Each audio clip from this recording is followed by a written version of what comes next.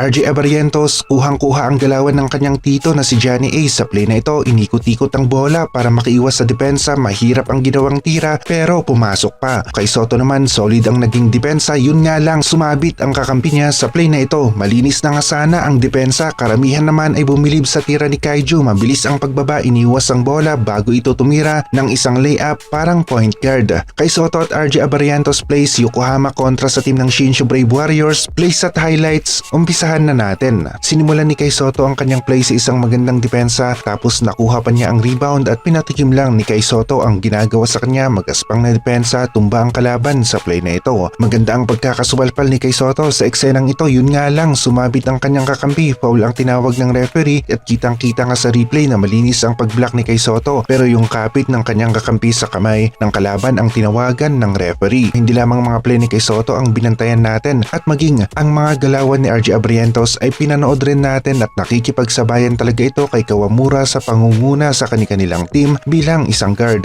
Sa play na ito, palit ng direksyon si RJ papalapit sa basket, nagkaroon ng espasyo, nagbitaw ng pabandang tira sa board, pasok yan, plus 2 points sa kanilang team na Shinshu Brave Warriors. Abarientos ulit gumawa ng puntos para sa kanilang team, ginamit ang screen, biglang hinto, pull-up jumper, pasok na naman para kay RJ. Kay Soto rebound play ang sumunod at parehong nagbibigay ng kanilang ambag sina Kay Soto at RJ sa kanilang team sa larong ito. Sa pagkakataon naman na ito, pinasok naman itong si Macho Aquino at kilalang kilala natin ang kanyang tatay na si Marlo Aquino, isa sa mga sikat o kilala rin na pangalan sa PBA. Dito naman ang gulat itong si RJ Abarientos, kuhang-kuha ang galawan ng kanyang tito na si Johnny A. Naisahan si Kay Soto, pinaikot-ikot ni RJ ang kanyang tira, nakalusot sa depensa ni Kay Soto, pumasok. Pagkatapos nga ng tira ni RJ Abarientos ay itong si Kay Soto naman ang umeksena, akala natin alley-oop play pero halos pumasok na nga ang bola, sinigurado ni Kay Soto, tip in para sa kanya, rebound at puntos. Magandang ipinakitang skills ni RJ sa dribbling. Paano ba naman nakaiwas ito sa unang defender at nakalapit sa basket? Yun nga lang, Kay Soto last line ng defense, pilit tinabot ang tira ni RJ, hindi naabot pero nagmintis naman, rebound ng Yokohama. Dito naman gustong idakdak ni Kay Soto ang bola pero merong foul sa kanya, isang free throw, pumasok.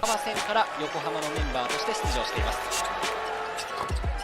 4本目で決めました。 Umeksena naman si Macho Aquino, 3 points ang tirada, pumasok. Shinshu Brave Warriors nakikipagsabayan laban sa team ng Yokohama. Next play natin, nakakampi ni Kay Soto, tumira ng mid-range, nagmintis, isa laban sa dalawa ang eksena sa rebound pero nag-iisang Kay Soto, nakuha ang rebound tapos angat ulit, bank shot ang tira, pumasok. Bumalik sa eksena si RJ, nagpakawala ng tres, pumasok at nakakarami na nga rin itong si RJ Abarientos sa pagpuntos para sa team ng Shinshu. Ito naman yung play ng Yokohama na si Kay Soto ang bida, 6 seconds sa oras natin na natitira. Rebound ng Yokohama, Kay Soto halos nasa baba na nga. Akalain mo ba naman iniwas yung bola, tumalon para sa isang sobrang taas na layup? Kapag halos isang 7-3 player nga ang gumawa ng ganitong klase ng galaw ay mamamangha. Nga rin talaga nagpapakita na agile nga rin itong si Kay Soto. RJ Abarientos naman ngayon ang gumawa ng diskarte para sa kanilang team, penetration, nakalusot sa unang defender pero nakita si Kay Soto, biglang pasa sa kakampi niya sa 3-point area, libre, pasok ang tira, assist para kay RJ, plus 3 points naman para sa team ng Shinshu Brave Warriors. Nagbabalik ang Kawamura to Kay Soto play, sakto ang timing ng dalawang players, nasa loob ng paint si Kay Soto, pinasa ni Kawamura, konting fake bago nga dinakdak ni Kay Soto ang bola. Sa play na ito, isang magandang depensa ang pinakita ni na Kay Soto at ng kanyang kakampi na pigilan nila ang opensa ng Shinshu. Sa Yokohama pa napunta ang bola. Bago natapos ang oras sa 4th quarter ay nagpakawala pa nga itong si RJ Abarientos ng 3 pero panalo pa rin sina Kay Soto sa larong ito. Final score natin 71-81. Parehong nagpakita sina Kay Soto at RJ Abarientos ng kanilang ambag at galing para sa kanilang team. Yun nga lang, hindi sila pwedeng manalo ng pareho sa larong ito dahil magkaiba ang kanilang team at magkalaban nga sila. Maging itong si Macho Aquino ay nagkaroon rin ng magandang play at nakapag-ambag ng puntos para sa team ng Shinshu. Kitang-kita naman ang unti-unting improvement sa laro ni Kay Soto simula noong lumipat ito sa team ng Yokohama at mas nasasanay na rin siya sa kanyang mga bagong kakampi at maging yung mga kakampi nga rin niya ay nasasanay na rin sa kanya at mas nagiging solid pa ang kanilang chemistry sa laro.